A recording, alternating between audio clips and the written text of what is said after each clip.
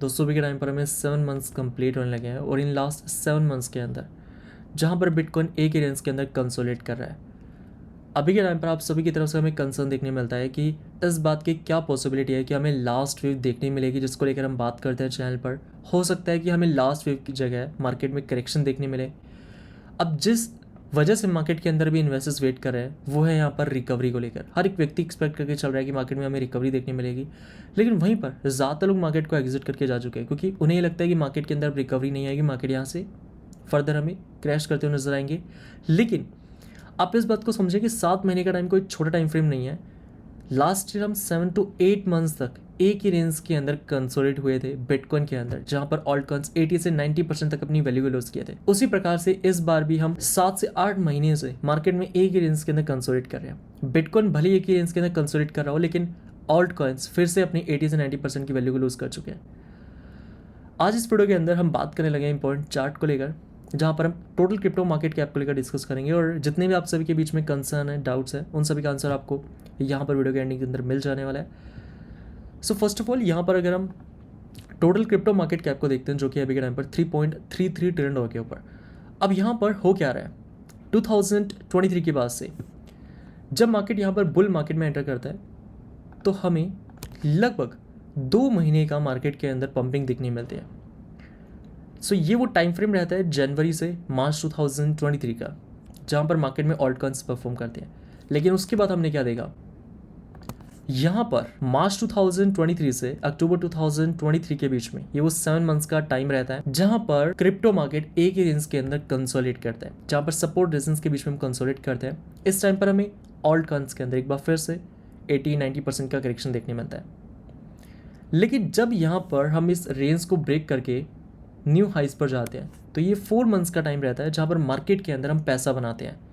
अगर हम time frame की बात करते हैं, सो नवंबर 2023 से मार्च 2024 का ये वो टाइम रहता है जहाँ पर ऑल्ट कॉइन्स परफॉर्म करते हैं।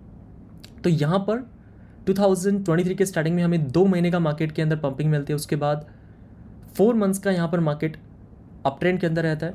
उसके बाद यहाँ पर देखा जा सकता है कि मार्च से हम अक्टूबर 2024 तक लगभग 7 मंथ्स तक फिर से एक ही रेंज के अंदर कंसोलिडेट करते हैं।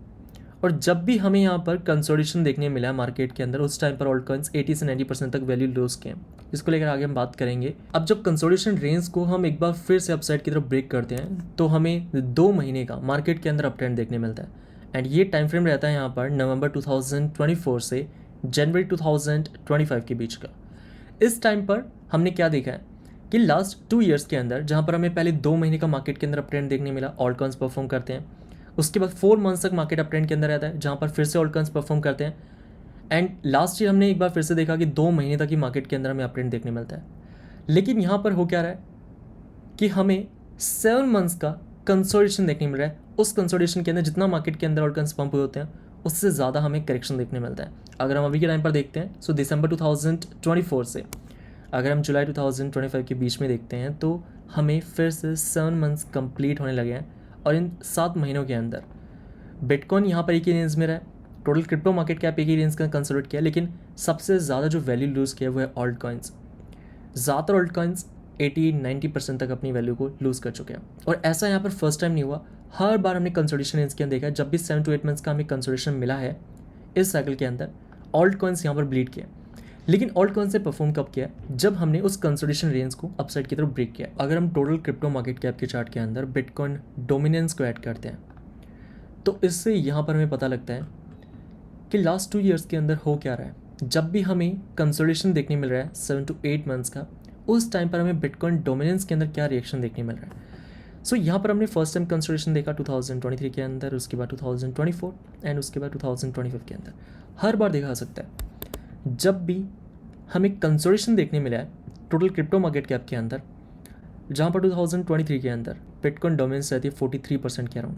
जब हम कंसोलिडेशन रेंज में चल रहे होते हैं, 43% से ब्रेकआउट मिलने के पहले तक बिटकॉइन डोमिनेंस जाती है 53% के अराउंड। 10% का हमें इंक्रीमेंट मिलता है बिटकॉइन डोमिनेंस के अंदर। और ये डोमिनेंस के अंदर इंक्रीमेंट तब आता है जब मार्केट एक ही रेंज के अंदर कंसोलिडेट करता है 7 मंथ्स तक। अगर हम 2024 में देखें, एक बार फिर से यहाँ पर हमें 7 मंथ्स का कंसोलिडेशन देखने मिलता है, ऑल्ट कॉइन्स ब्लीड करते हैं। इस टाइम पर हम क्या देख रहे हैं, बिटकॉइन डोमिनेंस ट्रेड कर रही होती है 53% के ऊपर जब हम इस रेंज में आते हैं, और ब्रेकआउट मिलने के पहले तक बिटकॉइन डोमिनेंस जाती है 60% के अराउंड। सो यहाँ पर दिखा सकता है हमें 7% का इंक्रीमेंट देखने मिलता है बिटकॉइन डोमिनेंस में, और ये हमें इंक्रीमेंट तब देखने मिला है जब हम एक ही रेंज के अंदर रहते हैं। अगर हम 2025 में देखें तो यहाँ पर कंसोलिडेशन रेंज में जब हम आते हैं उस टाइम पर बिटकॉइन डोमिनेंस रहती है 60% के अराउंड, और ब्रेकआउट मिलने के पहले अभी के टाइम पर हम आ चुके हैं बिटकॉइन डोमिनेंस के अंदर 65% के ऊपर। 5% का इंक्रीमेंट देखने मिला है हमें लास्ट 7 मंथ्स के अंदर। अगर हम करंट साइकिल के अंदर ही देखें तो इस बार ऐसा कुछ नया नहीं हो रहा है जिसको देखकर हम ये कहें कि ऐसा यहाँ पर फर्स्ट टाइम हो रहा है। ऐसा यहाँ पर हम इससे पहले मल्टीपल टाइम्स देख चुके हैं इस साइकिल के अंदर। लेकिन यहाँ पर ध्यान देने वाली बात क्या है, जब यहाँ पर हम रेंज को ब्रेक करते हैं अपसाइड की तरफ, जैसा कि यहाँ पर हमने कंसोलिडेशन रेंज को ब्रेक किया था अक्टूबर के अंदर, जिस टाइम पर बिटकॉइन डोमिनेंस रहती है 54%, और 54% से जब बिटकॉइन डोमिनेंस के अंदर में डिक्लाइन मिलता है 54 से 50% के अराउंड जब डोमिनेंस आती है, अगर हम इस एरिया को स्पेसिफिकली देखें तो यहाँ पर हमें मार्केट के अंदर पंपिंग देखने मिलती है।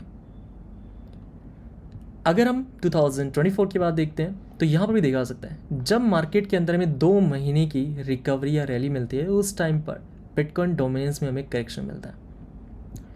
सो यहाँ पर हो क्या रहा है, ज़्यादातर लोगों को मार्केट के अंदर ट्रैप किया जा रहा है, और जब भी हमें मार्केट के अंदर कंसोलिडेशन रेंज का ब्रेकआउट मिलता है उससे पहले मार्केट के अंदर इन्वेस्टर्स इतना ज़्यादा बेरिश हो चुके होते हैं, क्योंकि ऑल्ट कॉइन्स जब आपके पोर्टफोलियो के कॉइन्स 80-90% तक गिर चुके होते हैं तो हर एक इन्वेस्टर मार्केट के अंदर एक्सपेक्ट नहीं कर रहा होता कि वापस से वो ऑल्ट कॉइन्स उस लेवल तक जाएंगे। तो इस टाइम पर होता क्या है कि मार्केट के अंदर सेंटीमेंट ऐसे बना दिए जाते हैं कि मार्केट के अंदर ब्रेकआउट के बाद जो हमें शॉर्ट टाइम फ्रेम की मार्केट में रैली मिलेगी, इस टाइम पर फिर से मार्केट के अंदर रिटेलर्स को ट्रैप किया जाता है।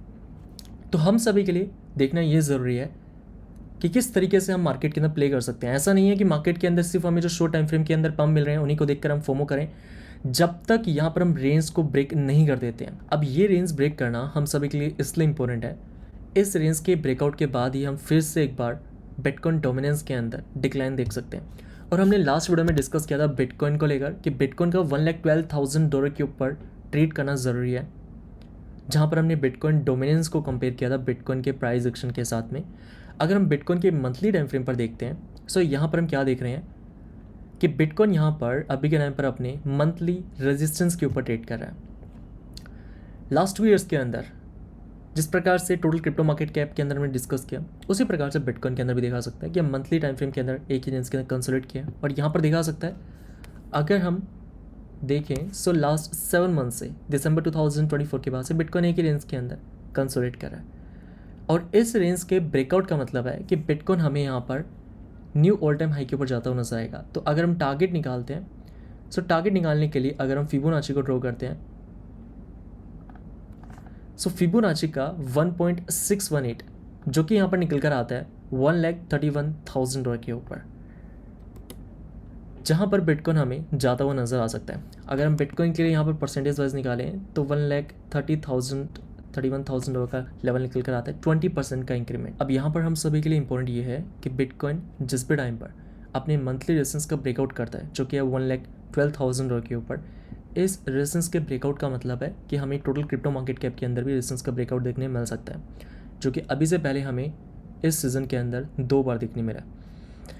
लेकिन हमें इस बात को भी नहीं भूलना है कि रेजिस्टेंस से रिजेक्शन मिलने का मतलब है कि यहाँ पर हमें बिटकॉइन डोमेन्स के अंदर इंक्रीमेंट देखने मिलेगा, क्योंकि इस टाइम पर ऑल्ट कॉइन्स के अंदर फिर से हमें प्रेशर बनता हुआ नजर आ सकता है। अगर हम टोटल 2 की बात करें, टोटल 2 के अंदर हमें जो स्ट्रक्चर टोटल 3 के अंदर देखने मिल रहा है, सिमिलर स्ट्रक्चर टोटल 2 में भी देखा जा सकता है। टोटल 2 के अंदर बिटकॉइन के मार्केट कैप को एक्सक्लूड कर रहे हैं और टोटल 3 के अंदर अपने पास सभी ऑल्ट कॉइन्स का मार्केट कैप है। अब यहाँ पर टोटल 2 एंड टोटल 3 के अंदर ब्रेकआउट मिलने के पहले जो स्ट्रक्चर हमें देखने मिला है वही स्ट्रक्चर एक बार फिर से देखा सकता है। लगभग हमें 210 डेज कंप्लीट हो चुके हैं। लास्ट टाइम हमें 240 डेज में ब्रेकआउट मिला था, उसके पहले 203 डेज के अराउंड। लेकिन यहाँ पर टोटल 2 एंड टोटल 3 के अंदर ब्रेकआउट मिलने के पहले हमें कंफर्मेशन मिलेगा टोटल क्रिप्टो मार्केट कैप के अंदर, जो कि अभी तक हमें नहीं मिला है। एक बार फिर से अगर हम टोटल 3 के चार्ट पर आते हैं तो यहाँ पर हम क्या देख रहे हैं कि जब प्राइस यहाँ पर रेजिस्टेंस एंड सपोर्ट के बीच में स्क्वीज़ हुआ है, जिसके बाद यहाँ पर हमें रेजिस्टेंस का ब्रेकआउट मिला है। एंड इसी प्रकार से 2024 में दिखा सकता है जब हम सपोर्ट रेंज के बीच में स्क्वीज हुए हैं, देन प्राइस यहाँ पर ब्रेकआउट कन्फर्म किया। अभी के टाइम पर भी हम क्या देख रहे हैं कि सपोर्ट रेसिस्ट के बीच में यहाँ पर लास्ट 7 मंथ से ट्रेड कर रहे हैं। और अभी के टाइम पर अगर हम लमसम आइडिया लेकर चलें तो नेक्स्ट 21 डेज जो कि 28 जुलाई का टाइम, जहाँ पर अपने पास इस टाइम तक हमें डिसीजन देखने मिल सकता है मार्केट के अंदर, या तो ब्रेकआउट या फिर ब्रेकडाउन। इस बात का ध्यान रखें, ब्रेकडाउन मिलने का मतलब है कि जो स्ट्रक्चर यहाँ पर 2023 से बना हुआ है ऑल्टकॉइन मार्केट कैप के अंदर, अब ये स्ट्रक्चर ब्रेक हो चुका है। ब्रेकआउट का मतलब है कि यहाँ पर हम मार्केट के अंदर कंटिन्यूस एक्सपेक्ट कर सकते हैं।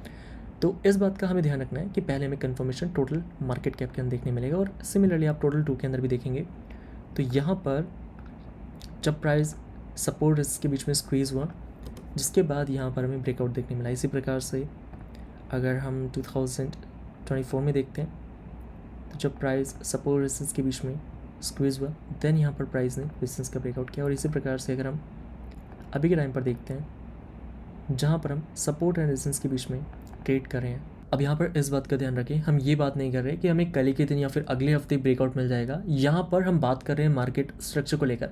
अब ब्रेकआउट कब हमें मिलता है वो तो हमें आने वाले वक्त में पता लगेगा, हो सकता है हमें 2 हफ्ते 3 हफ्ते का भी टाइम लग जाए।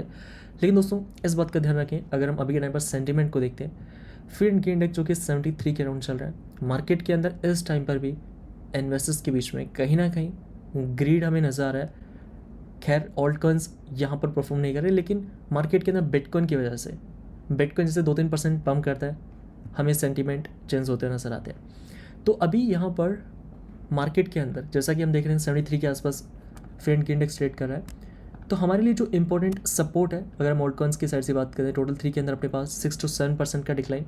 अगर हम टोटल 2 की बात करें जहाँ पर अपने पास 7 to 8% का डिक्लाइन है, जहाँ पर हम सपोर्ट के आसपास टेस्ट करने के लिए जा सकते हैं ब्रेकआउट के पहले, जिससे कि मार्केट की जो सेंटीमेंट अभी बुलिश है वो यहाँ पर हमें न्यूट्रल की तरफ जाते नजर आए। बाकी आपका क्या ओपिनियन है कमेंट करके ज़रूर बताएं। बाकी चलिए दोस्तों रखते हैं उसके लिए इतना ही, और अगर आपको इस वीडियो से ज़्यादा से इन्फॉर्मेशन मिली है लाइक कमेंट माना मत भूलें। मिलते हैं फिर नेक्स्ट वीडियो के अंदर, तब तक के लिए जय हिंद, वंदे मातरम।